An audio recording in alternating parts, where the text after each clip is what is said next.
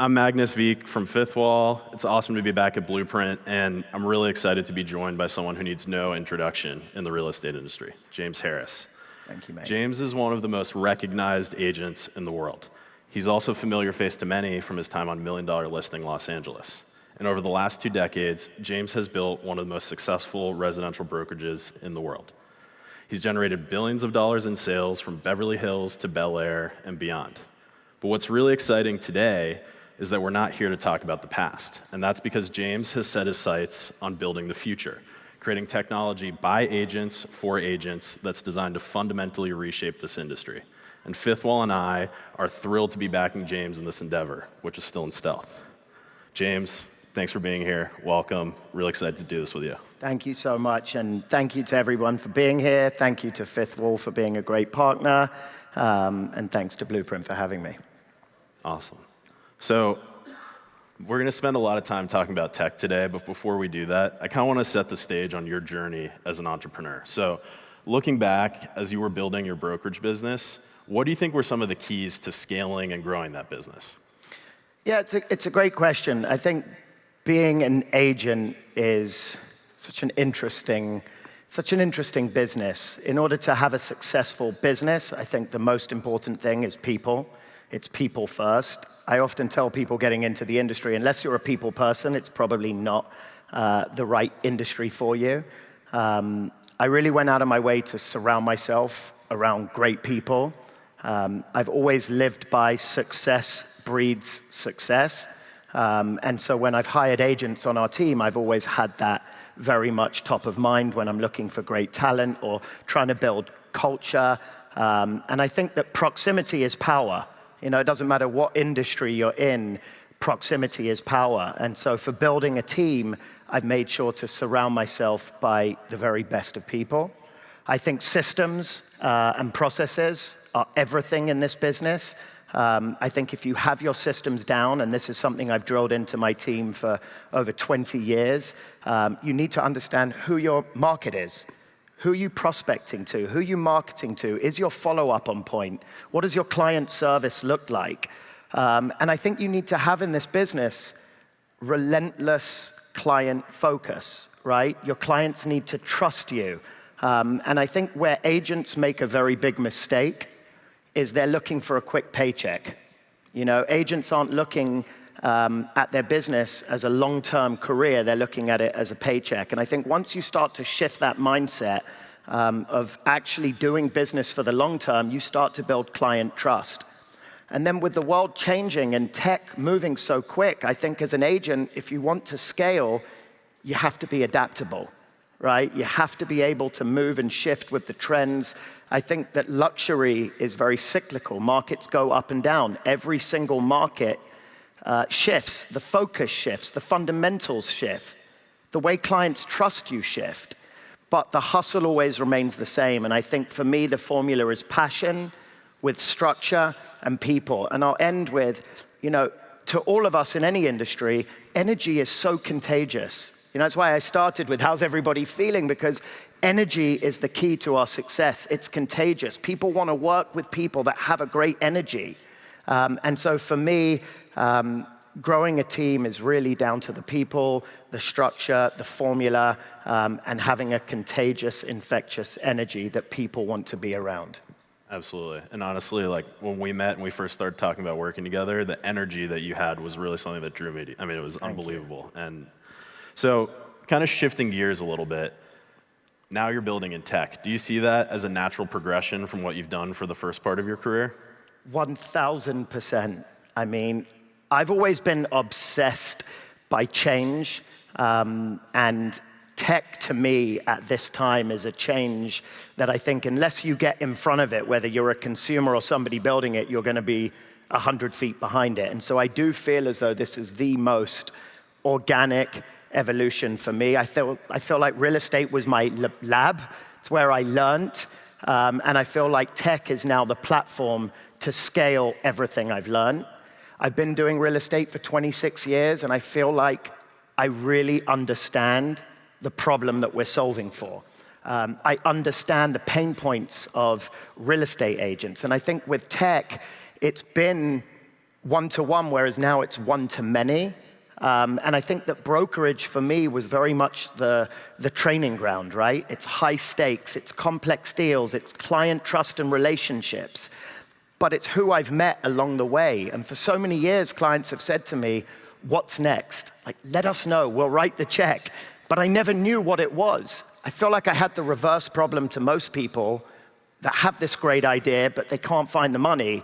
Whereas for me, it was like I'd go home and really think about what is the problem that we're solving for. And so the idea came to me, and I've been building very quietly for nearly a year and a half now. And for me, at the core, it's all about efficiency, time saving.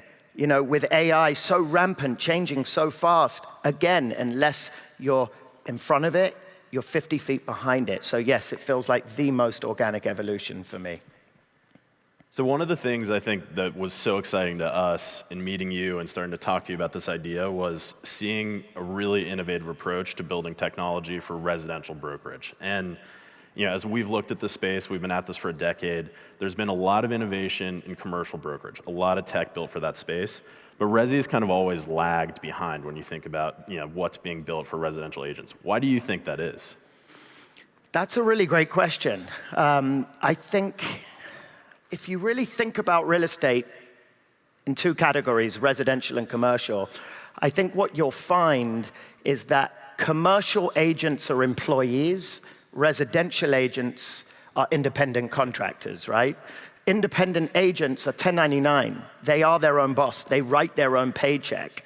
So that inherently makes adoption slower, in my opinion. There's a massive mismatch between market size and tech penetration, right? You've got 1.6 million licensed agents in the US, and you have 20 million agents globally. Despite millions of agents and billions being written in commissions every year, the residential tech space has always been incredibly fragmented. Always. You've got 50 different apps that do 50 different things, and they typically have one flow. If you look at the residential market, you have so many different MLSs.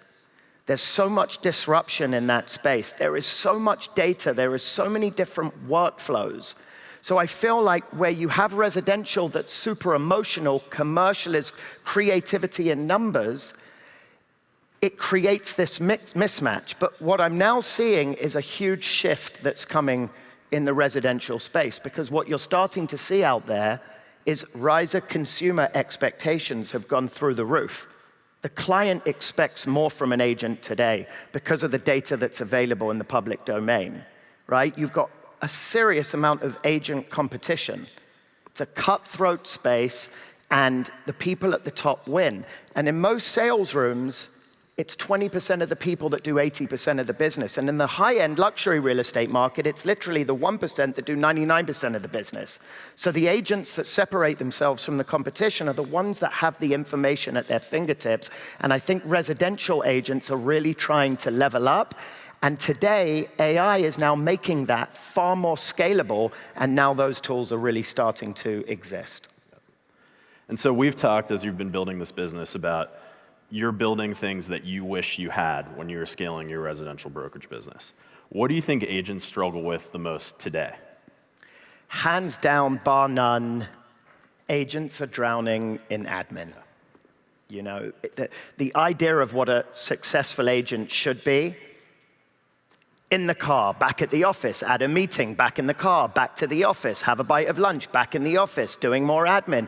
The truth is, we cannot clone ourselves as real estate agents. We drown in admin, we drown in paperwork, and truthfully, it leads to burnout, right? We're human beings, and if you're really pushing yourself, which as an agent you should be, you do end up burning out. And what happens when you burn out? You provide an inconsistent experience to the client. So time scarcity, you know, we cannot clone ourselves, right? That doesn't exist in our business. Data accuracy, I said it before, your consumer expects you to be accurate. Your credibility depends on it. So right now, your clients are more informed. Agents have to bring unique insights if they want to separate themselves from the rest. And so my focus is, how can you leverage AI to save you time? And I feel like there's so much AI out there that agents in my space feel like there's an overload of AI. But how do you streamline AI? How do you make an agent more efficient? How do you create an agent to become more successful? And I think that a lot of that comes down to time and admin. So let's talk about data, because I think data, if you look at what's changed in residential, transparency of data with the advent of Zillow, the internet, MLS becoming more public available, that was a huge kind of step change. Now, everybody's got that data at their fingertips. Clients are more informed than ever. They've done their homework before they even show up to see a house. How does that change the way that you or any other agent need to show up for a client? Again, it's accuracy. The amount of times I tell people on my team, if you don't know the answer, don't make one up. We're all guilty of it. Someone asks you a question and you give them an answer because you're scared no answer is going to get you fired or you're going to look dumb. The best thing that you can say is, I don't know, can I get back to you? But the agents that will separate themselves from the rest have to show up with proprietary, precise insights. And I think once you can provide to a client something that they couldn't get access to themselves, you've just proven value. You've built trust. The key differentiator for me is like data mastery and the interpretation of how you deliver it, right? Your consumer has 10, 100 agents they could choose from. Why should they work with me, right? And I think that when I start to think about, and everything in my business is, how can I separate myself from the competition? And it now comes down to data. The information that you have at your fingertips is what separates you from the competition. And truthfully, in this business, in all of our businesses, you want to become indispensable. You want your client to feel they need to work with you. They may not even want to work with you, but they need to work with you because you have the data, because you're accurate, because you're 3 steps ahead. And I'll keep going back to it. AI will allow us as agents to be 3 steps ahead, not 5 steps behind, if we use it efficiently. So you've been at this for more than 20 years. You've seen a lot of tech tools come to market over the years. I'm sure you've tried many of them. Why do so many of them kind of fall flat? Why has it been hard to build tech that resonates with agents? So this is something I've been obsessing over, right? What I am building is built by agents for agents. I feel like the addressable market in the United States is massive when it comes to real estate, but I do feel that a lot of these tech platforms are being built by Silicon Valley people that see a big addressable market. They build a tech product. They think they're going to take it to market, be wildly successful, but they don't actually put the agent first. It's just an addressable market that appears to have a lot of money at the end of the tunnel, and I think that that is a misconception. Agents don't want to part ways with their money unless you can truly prove value. And I'll say this, most of the $500 billion residential services industry, we're still running on spreadsheets. We're still running off notes on our iPhones, texts, phone calls. But I am now starting to see agents shift from that. And so I believe that the single solution, the single point solution will fail because people want one app that can do everything for them, but really understanding the problem that you're solving for. I think that we got so much to choose from. And generally speaking, I think we have 50 apps that do 50 different things pretty poorly. And I think that the majority of offerings now, they over-focus on lead gen. And by the way, I'm sure there's lead gen companies in the room right now, and I have nothing but respect for the lead gen companies that are out there. But my God, the lead gen, the lead gen, the lead gen. We've got so many different platforms that offer lead gen, but what does the agent do with that lead once they have it? How does the agent ensure that that lead doesn't slip through the cracks so another agent comes and takes it?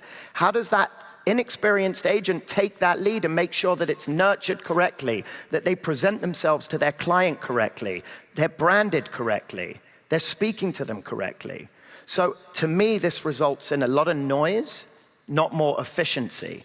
So I'm really building for how can we build efficiency in a real estate agent's life. It's super interesting because I think, we've been talking a lot about AI. There's been a lot of discussion of AI, just even today, other speakers. There's such an opportunity right now with AI to sort of take on areas of real estate that might have been really difficult to technologize, either because it was the last frontier of something that was just difficult to do, or because it's historically been something that has to happen with a person. Either consumer behavior or just the way it works. And residential brokerage is definitely one of those things. So where do you see AI kind of massively enabling a step change in residential brokerage? It's a great question. I mean, guys, AI is something that I think everyone in this room probably talks about 10 times a day, and we use it 50 times a day. I'd be blown away if anybody in this room didn't use AI. I'm obsessed over it. I have been for a very long time, but I think AI in a real estate brain, in a real estate world, truly eliminates inefficiencies. When I think about real estate, it's admin, it's data entry, it's comms.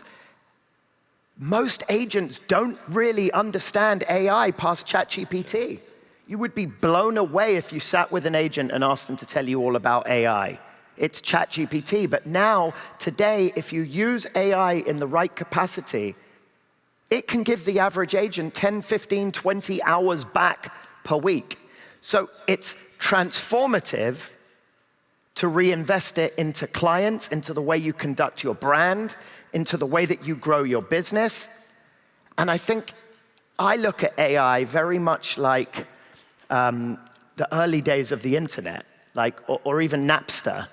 I'd go to bed at night downloading 50 songs in the morning, and I'd be like, yeah, there's no way tomorrow I'm gonna have all these songs. Or back in the day with the internet, you'd plug it into your socket and it would make some ridiculous noise, and somehow you could ask Jeeves anything.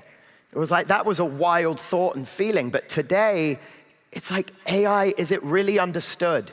It's growing at such a rapid pace that people get lost behind it.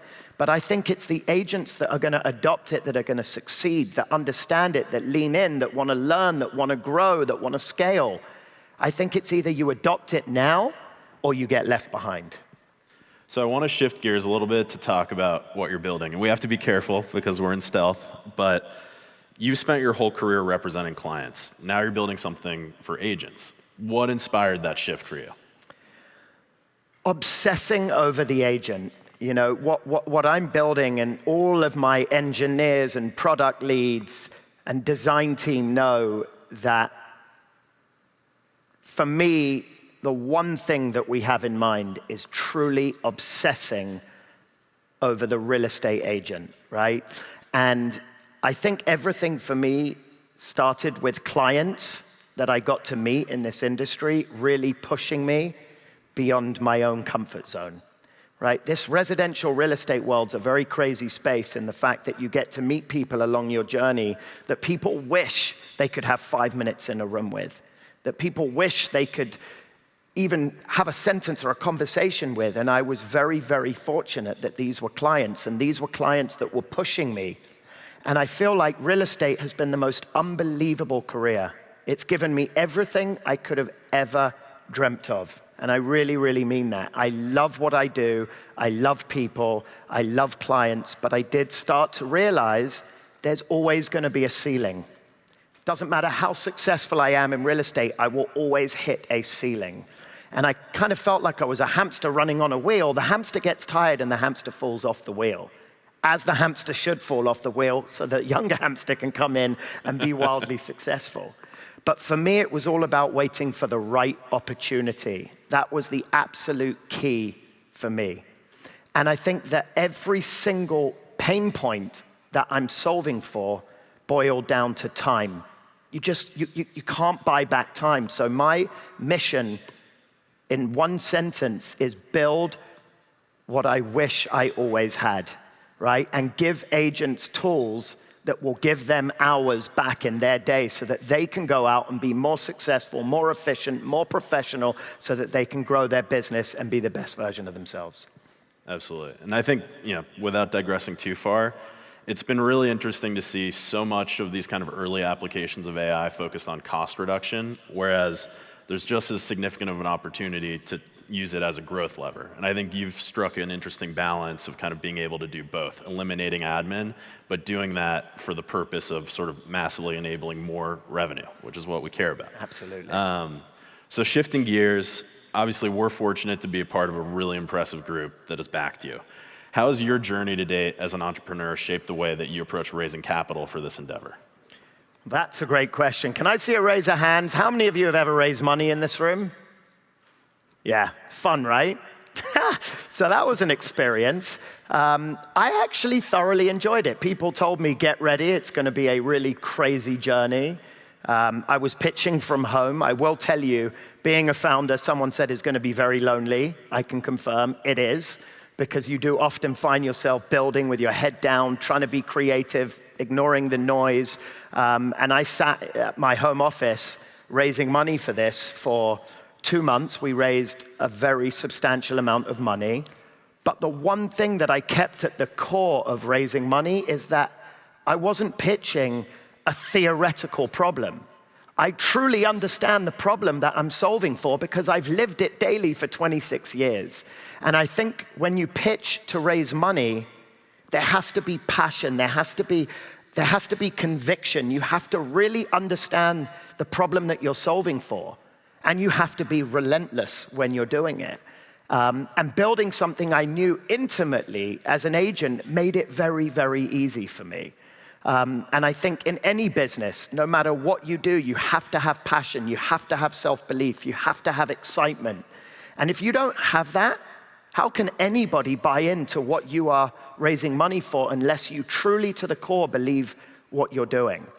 And I think the key to that, Magnus, is that tech is now making all of this possible at scale, right? I didn't have the opportunity to what I'm going to build and building today 5 years ago, even 3 years ago, certainly not 10, 15, 20 years ago. So there was a very strong reception to when I was raising money.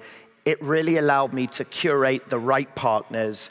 And I will say, money was actually secondary for me on the raise. It was strategic partners was the key for me. I wanted partners that cared. I wanted experts that could bring advice. I didn't just want capital. And I think once you can put together a group of people that care, that are strategic, that actually want to lean in, that actually want to help, it really changes the game. And I'll give props to Fifth Wall as one of those investors because, again, it's not just a paycheck. It's being hands-on and being a part of the process because it is very much a journey. Absolutely. And we're really fortunate and excited to be a part of this journey with you. Thank you. I see the clock ticking down, so I'm going to try to jump us ahead a little bit. Last question on AI. So why is now, with AI, everything that's happening, why is this the right moment for you to be building what you're building? I mean, to me, that's an obvious answer, right? I think, again, I go back to the early days of the internet. It didn't exist before. I think AI now can transform the way we run our business. I think that agents that adopt AI versus agents that don't are going to be the ones that fall very much behind. I think client experience can now evolve to digital first. I think that the consumer expectations are rising so fast that the average agent is evolving, and there's a big gap in the market right now. I think there's a huge opportunity with AI. And honestly, if anyone and everyone in this room has some type of AI in their business, no matter how small, no matter how big, you will thrive. I mean, if you're not using it to the very best of your advantage to be as successful as you can be, you fall behind. And the only way I see in real estate we failed to do our job with AI is if robots show up to showings and start showing houses. Then we got a much bigger problem here. But today, I believe that if you are willing to be innovative, creative, think outside of the box, and utilize AI in your life, in your business, it's going to give you back time, not just personally, but with your family. It's going to allow growth, and it's going to better your overall life. So last question. Obviously, you're building in stealth. We've been sort of paring back some of what we can talk about because of that. I think you get great advantages from being able to experiment. But How can people keep tabs on this endeavor? Yeah, so it's a shame. I kind of wish that this conference was in 6 weeks, because then we could talk all about it. I would say please follow the journey. Many updates will be coming on social. We're building very quickly, but I'm also making sure that we're building right. Essentially, I'm trying not to run before I can walk. The launch will be loud. People will hear about it, people will know about it, but please do keep an eye out. This is definitely my most exciting chapter yet, and I'm incredibly excited to share it with everyone. Again, thank you for having me, Magnus. Thank you, Blueprint, and thank you all for being here and listening, and I hope someone got something out of the last 25 minutes. Thanks so much. Thanks so much, James. Thanks, everybody.